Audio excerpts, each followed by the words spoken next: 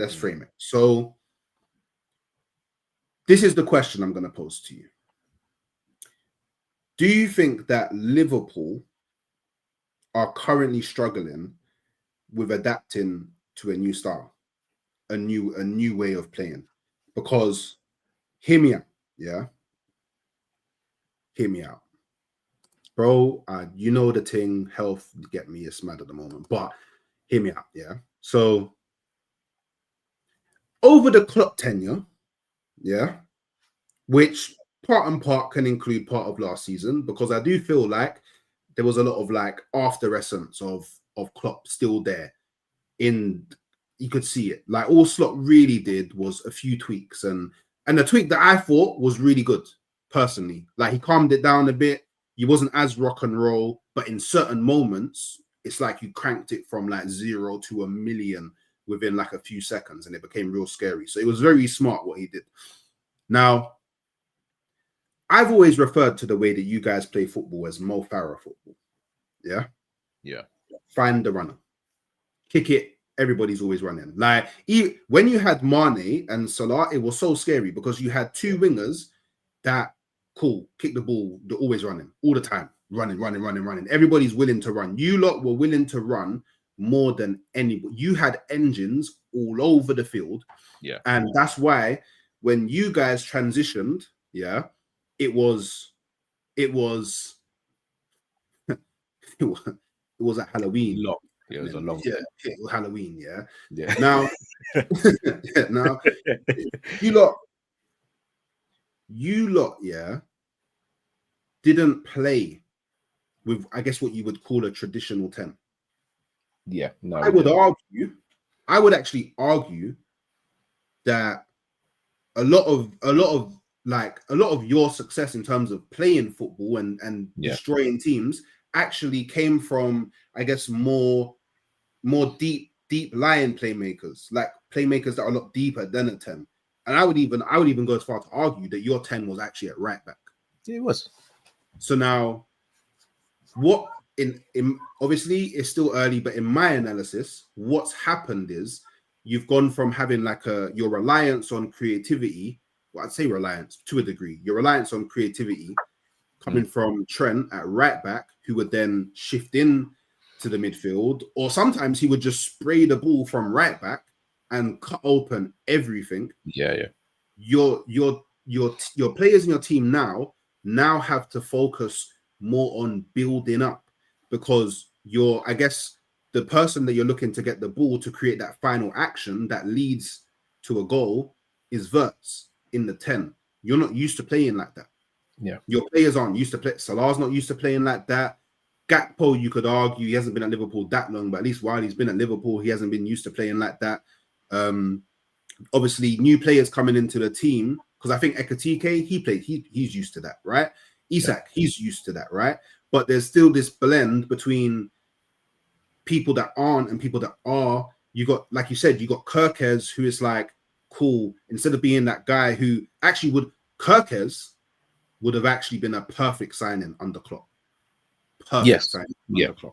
Perfect. But now he's being asked to kind of be Trent. And maybe that's because Slot has recognized that out of like Bradley and Frimpong or Kirkes is probably the better defender out of all of them. So if you're going to bring anyone into a back three, it makes sense for it to be Kirkes. But by doing that, to kind of improve your build-up, you're actually sacrificing the good traits of Kirkes. So, I mean, it's something that we could talk about for a while. And when I say a while, I don't just mean in this stream specifically. I mean in like across a whole set of like streams over months, because obviously as time goes on, your style's going to develop and they get more used to it. But I genuinely think the reason why you look so poor is because a lot of your core players are not used to playing in the style that you're kind of being forced. Well, when I say forced, I don't like, not Slot hasn't got a gun to their head, but do you know what I mean? It's what he's trying to basically make you Barcelona. I'm going to ask you a question, because everything you said, fully agree with.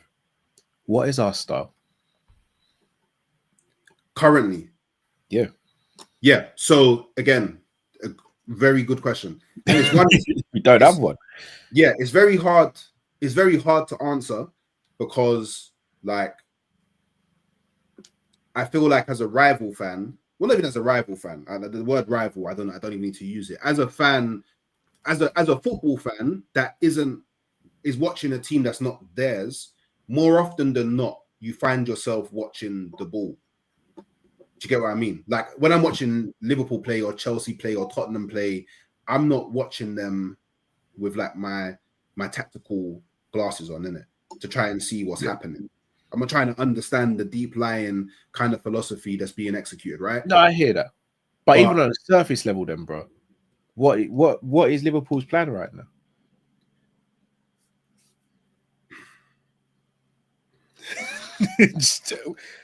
We don't know.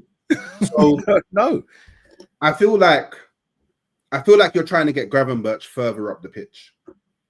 So I feel like with Gravenberch, what you're Grav's trying, even said that. yeah, I feel like with, do you know what? I don't mean in terms of comparison of the player, but I mean in like comparison of like the profile.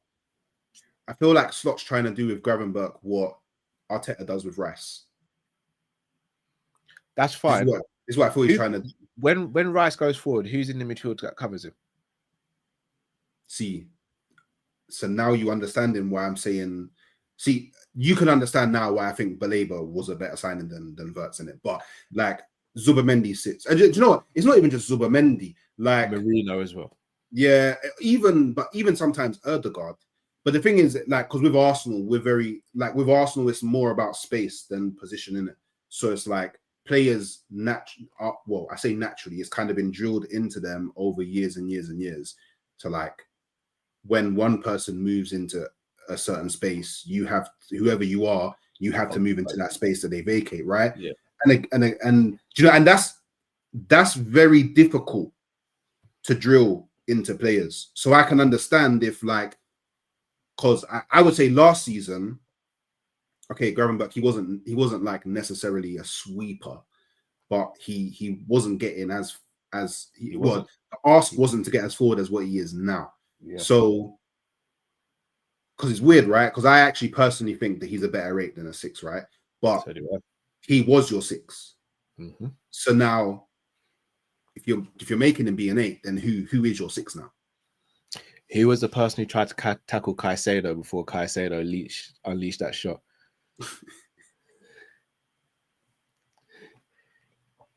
Mac Allister. In what world would you have Mac Allister playing as your last port of call in midfield? In what sanity would you have that? Mac Allister is best as an 8, right? It's like shouldn't Mac Allister have the instructions that Gravenberch has? Shall I tell you? Hooks, this again. You'll get the shirt at Christmas, innit? So I've said this from the beginning. Before a ball was kicked, I said to people, I love Mac Allister, but we as a fan base have to choose between the two. If it's a cup fight, if let's say we drew a cup final, Real Madrid in the final. This notion that it's got to be Mac Allister in the midfield with Gravenberch and Wirtz, it won't work. You play one or the other, because even though last season Szoboszlai was listed as the number 10, Szoboszlai was covering Salah's running, he was covering Trent's running, and he was doing the running of a number 10 as well. Yeah. Also, Mac was the player who would be getting beyond the attackers a lot of the time. Mac would be the player that would make the late runs to the box or on the edge of the box. So even though Szoboszlai was quote unquote the 10, Mac Allister had the most freedom, tactical freedom in that part of the pitch. He was the midfielder who went, okay, I've got the least about shackles here. Szoboszlai couldn't just vacate position, because if you do that, no one's covering Salah's run. No one's covering Salah's defending. And Trent didn't want to defend. So Szoboszlai was over that side as well. Right now, you had Gravenberch last season who was disciplined in the 6 and had a very good season. And you've just said to him, yeah, go forward as well. So basically, what we're basically saying is we're out of 11 players on the pitch, only 3 of them are going to defend, and that is Kanate, Virgil, and Allison. And one of them can use their hands. It is crazy. Bradley's not been good defensively. Frimpong's not great defensively. Kirkes hasn't been great, full stop, and Robbo's not the same Robbo as of old. Do you know what? In the midfield. And here's the thing, bro. You can ask anyone who watches Coppish on a regular. I've been screaming about getting a DM. The moment Fabinho fell off, I said, please go and get me a DM. Bro, I went viral for the Caicedo stuff, bro. There's a reason I went. There's a reason I went viral for the wrong reasons, bro. Like, I wanted a DM. I needed Liverpool to sign a DM. We haven't had a DM since Fabinho. Last summer, I was screaming. I was saying, guys, we need a DM. No, we got Grav. I'm like, Grav's better with next to a DM. Go and get me a DM so Grav can play next to a DM. And I'm telling you right now, bro, I don't think we should have got Belabor instead of Verts. I'm saying get to Belabor or Wharton as well as Verts, because we did need a number 10. Because we're losing Trent at right back, who was our most creative player, we needed to replace the creativity in the team. And you can't get another right back who's as creative as Trent. So you have to go and move that into midfield, because no one's got. And here's the thing: everyone's like, you can't build up without Trent. No one else had Trent. Only Liverpool and Real Madrid have ever had Trent in football. So unless anyone can name your right back that can do what Trent does,